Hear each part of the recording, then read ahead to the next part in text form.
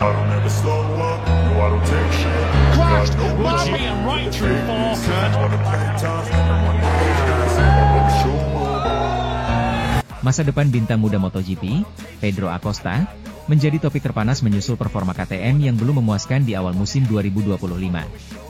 Dengan kontrak multi-tahun di tangan, spekulasi kepindahannya di tahun 2026 terus bergulir. Opsi terbatas, namun masing-masing memiliki daya tarik dan kerumitan tersendiri. Mana langkah terbaik bagi si hiu dari Mazzaron? Sejak November tahun lalu, nasib Acosta bersama KTM sudah menjadi perbincangan utama, bahkan saat tim Austria itu berjuang mengatasi krisis finansial. Meski KTM berhasil selamat, awal musim 2025 yang mengecewakan membuat Acosta kian diragukan bertahan. Setelah 3 seri, ia tercecer di posisi 13 klasemen dengan hanya 16 poin. Kontras tajam dengan musim debutnya di 2024 di mana ia mengoleksi 54 poin dan 2 podium pada periode yang sama. Acosta, yang berutang budi pada KTM karena memberinya jalan ke Moto3 hingga meraih 2 gelar juara dunia Moto3 2021, Moto2 2023, selalu menepis rumor kepindahan. Saya datang ke KTM dengan mimpi yang jelas dan mimpi itu masih ada, ujarnya di kota. Namun, performa RC16 2025 yang kesulitan menjaga umur ban dan mengalami masalah getaran bisa menguji kesabarannya. Kendala utama jika Acosta ingin hengkang adalah terbatasnya kursi pabrikan dan satelit papan atas untuk 2026, serta reputasi kontrak KTM yang terkenal mengikat kuat dan sulit ditembus. KTM sangat menghargai Acosta, namun di tengah ketidakpastian performa, rela melepaskan talenta terbaiknya begitu saja tampak sulit dibayangkan. Opsi panas, VR46 Racing Team, Ducati. Rumor ini menguat sejak Acosta hadir di acara 100 km of Champions milik Valentino Rossi. Bos tim VR46, Pablo Nieto, mengakui ketertarikan pada Acosta, meski prioritas saat ini adalah Franco Morbidelli. Potensi Ducati untuk menambah dukungan motor pabrikan EP25 bagi Acosta di VR46 sangat menarik, menciptakan skenario impian duet Acosta Marquez di bawah naungan Ducati. Rossi pun disebut-sebut melihat Acosta sebagai anti-Marquez. Namun, tantangan tetap ada. Morbidelli tampil cukup baik dan dicintai di VR46.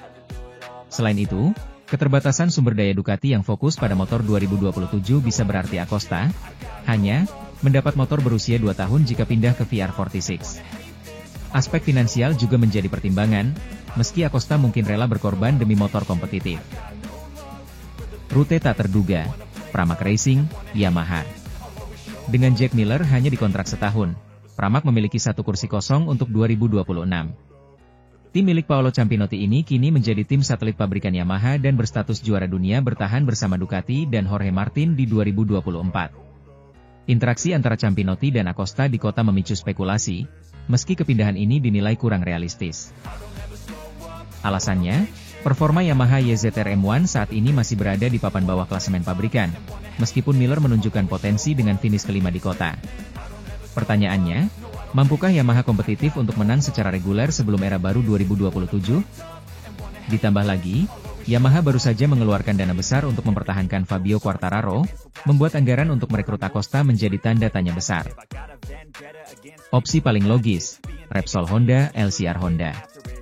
Di tengah rumor yang tak segencar tim lain, kepindahan ke Honda justru tampak paling masuk akal. Honda menunjukkan kemajuan signifikan di awal 2025, bahkan diprediksi bisa bersaing podium di paruh kedua musim.